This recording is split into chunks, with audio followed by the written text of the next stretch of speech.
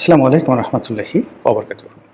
সম্মানিত দর্শক, জামাতের সম্ভবত যে সামনের যে দিনগুলো ভীষণ রকম দুর্বিষহ, বিপজ্জনক এবং একটি দল বিভিন্নভাবে নানাভাবে যত বিপদ বিপত্তিতে পড়তে পারে এইরকম বিপদ এবং বিপত্তি, অসংখ্য বিপদ এবং বিপত্তি জামাতের দিকে ধেয়ে আসছে। আপনারা জানেন যে গত ১৭ মাস জামাত বাংলাদেশে যে দাপট দেখিয়েছে, কিংবা ধরুন সেই শেখ হাসিনার জমানার শেষ ৬টি মাস জামাত যা কিছু করেছে তাদের A team, B team, D team, C team দিয়ে, এই কর্মকাণ্ডগুলো নিয়ে তারা একটা সময় গর্ব করত। গত ১৭ মাসে যে তারা এই কাজগুলো করেছে, তারাই এই বিপ্লব করেছে, তারা বিপ্লবের মাস্টার মাইন্ড, ইত্যাদি ইত্যাদি সব কিছু। এবং বিপ্লব পরবর্তী যে নির্বাচন যেটি হয়ে গেল, সেই নির্বাচনে তারা শতভাগ বিজয়ী হবে, সরকার গঠন করবে, এরকম একটি বিশ্বাস তাদের ছিল, এরকম একটি দফা রফা তাদের হয়েছিল, এরকম একটি আশ্বাস বিভিন্ন পক্ষ থেকে তারা পেয়েছিল। ফলে কি হলো, শেখ হাসিনার পতনের পর বাংলাদেশে যদি নির্ভর কেউ থেকে থাকে, সেই নির্ভরতা ছিল জামাতের মধ্যে। তাদের ভুল হয়েছে, ভ্রান্তি হয়েছে, ক্ষেত্র বিশেষে বাড়াবাড়ি হয়েছে, এটা সত্য। কিন্তু এই গত ১৭ মাসে তাদের দুশ্চিন্তা ছিল না, বরং সুন্দর একটা স্বপ্ন ছিল। তারা এই দেশটিকে একটি ইসলামিক রাষ্ট্র করবে, নাকি ইসলামিক প্রজাতন্ত্র করবে, নাকি তারা ডেমোক্রেটিক যে গণপ্রজাতন্ত্রী বাংলাদেশ সরকার যেভাবে চলছে সেভাবে চলবে, ইত্যাদি বিষয় নিয়ে আলোচনা করছিল। তাদের ভাবসাবের মধ্যে একটা রয়্যালিটি, রাজস্বিকতা চলে এসেছিল। সব মানুষ তাদের কাছে যেত, বড় বড় ব্যবসায়ীরা ধর্ণা ধরত, টাকার বস্তা নিয়ে, চাঁদার বস্তা নিয়ে, হেলিকপ্টার নিয়ে তাদের পিছিয়ে পিছিয়ে ঘুরত। যে মানুষ ঢাকা শহরে গাড়িতে চলতে পারতো না, জামাতের লোক, সে মানুষ হেলিকপ্টার করে ঘোরাফেরা করা শুরু করলো। জামাত নেতাদের বাসায় নতুন নতুন ফার্নিচার আসলো, সবচেয়ে দামি দামি লিগেসি ফার্নিচার। মানে বিভিন্ন সরকারি অফিসে দেখবেন, বা ডক্টর মোহাম্মদ ইউনূস যে প্রধান উপদেষ্টা ছিলেন, বা প্রধানমন্ত্রীর যে কার্যালয়, সেখানে যে সকল ফার্নিচার ব্যবহৃত হতো বা হচ্ছে এখন পর্যন্ত, একদম হাই কোয়ালিটির, বাংলাদেশের সবচেয়ে দামি যে ফার্নিচার সাপ্লাই, লিগেসি ফার্নিচার। তো তারা সরকারি অফিসে এই ধরনের ফার্নিচার সাপ্লাই দেয়। ঠিক একই ফার্নিচার এখন জামাতের অফিসগুলোতে, জামাতের অনেক নেতাদের বাসায় শোভা পাচ্ছে।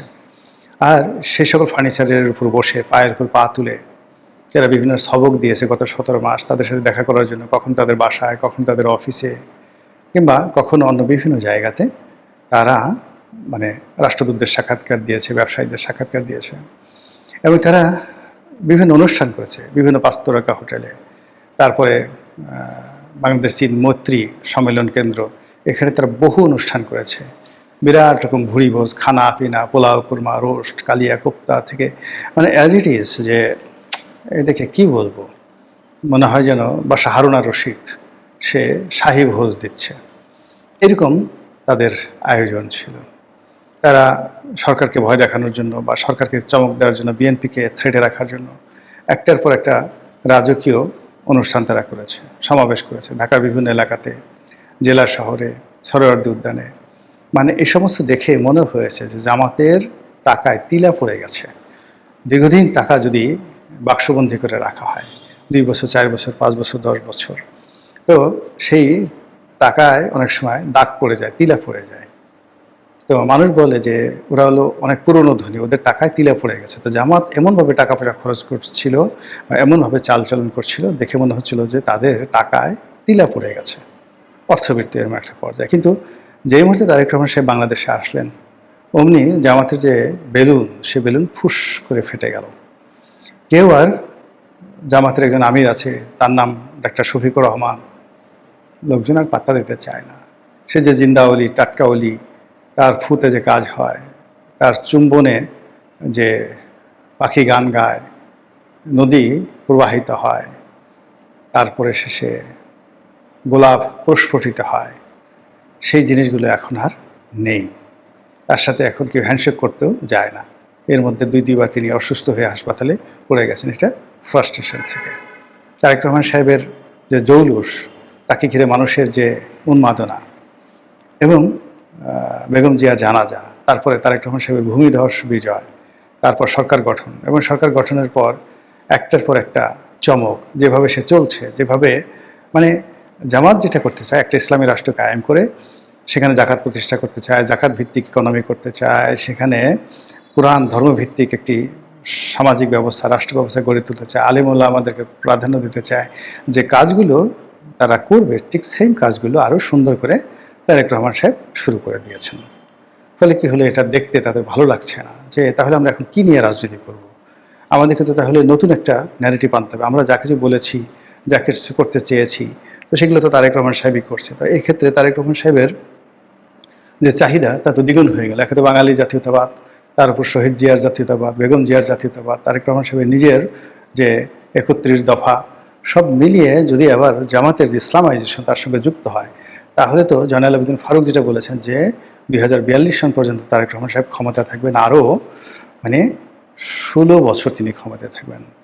জনাব শফিকুর রহমান, তার বয়স এখন ৭২ বছর বা ৭৩ বছর।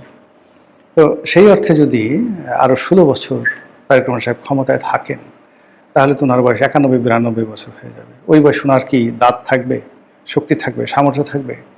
মাথার চুল তো এমনি এখন আর নাই, তখন কি অবস্থায় থাকে? তিনি কি শয্যাগত থাকবেন, না সবল সচ্ছল থাকবেন, না তার জায়গায় মিয়া গোলাম পরওয়ার আমির হবেন, নাকি অন্য কেউ আমির হবেন? এই সমস্ত বিষয়গুলো নিয়ে যখন জামাতের মধ্যে চিন্তাভাবনা হয় না, তাদের অনেক টেনশন হয়, তাদের অনেক কষ্ট হয়। তো সেই কষ্ট থেকে আপনি দেখবেন ইদানিংকালে তাদের অনেকের চেহারা নষ্ট হয়ে গেছে। অনেকে আগে পাঞ্জাবি পরতেন, পাজামা পরতেন, মার দিয়ে পরতেন, ভাঁজ করে তারা যখন বাইরে আসতেন ফুরফুরে ফুরফুরে একটা ভাব থাকতো, শরীর থেকে তরতাজা আতরের গন্ধ আসতো, মাথার যে টুপি, সেই টুপির একটা স্রোত ছিল, দাড়ির একটা জিল্লতি ছিল। তো সেই জিনিসগুলো এখন আর নাই। এখন অনেকের চেহারা নষ্ট হয়ে গেছে, অনেকের রাগ হয়ে যাচ্ছে, কথায় কথায় তারা চোখ গোল করছে ইত্যাদি। এই নির্বাচনে পরাজিত হওয়ার পরেই সিনড্রোমগুলো দেখা দিয়েছে। এর সঙ্গে আবার যুক্ত হয়েছে শহীদ, তারা যাকে শহীদ ওসমান হাদি বলেন, তো সেই ওসমান হাদির যারা হত্যাকারী, তারা ভারতে ধরা পড়েছে। এখন সেই হত্যাকারীরা যদি জামাতের নাম বলে দেয়, জামাতকে জড়ানোর চেষ্টা করে, এটা তো ভারত করতে পারে। জামাত তো নির্দোষ একটা সংগঠন, তারা তো এই ধরনের খুন খারাপি থেকে শুরু করে এই ধরনের কোনো কর্মে যায় না। তারা তো যে বদনাম ১৯৭১ সালে নারী ধর্ষণ, ঘরবাড়ি লুণ্ঠন, চাঁদাবাজি, ডাকাতি, রাহাজানি যা কিছু হয়, এগুলো গল্প তৈরি করা হয়েছে জামাতের বিরুদ্ধে। কিন্তু জামাত বলে যে না, তারা রাজাকার যে শব্দটি, যার অর্থ সাহায্যকারী, তারা তো আসলে ৭১-এ এদেশের মানুষকে সাহায্য করেছে, সহযোগিতা করেছে। পাকিস্তানি আর্মিরা মহিলাদের ধরে নিয়ে গেছে, তারা সেই মহিলাদেরকে সসম্মানে সেখান থেকে ফিরে এনেছে, তারা তাদেরকে পুনর্বাসিত করেছে, অনেক মুক্তিযোদ্ধাদেরকে তারা বাঁচিয়েছে। এমনকি অনেক জায়গায় হয়তো তারা মুক্তিযোদ্ধাদের সাথে মুক্তিযুদ্ধও করেছে। আর যদি মুক্তিযুদ্ধ নাও করে থাকে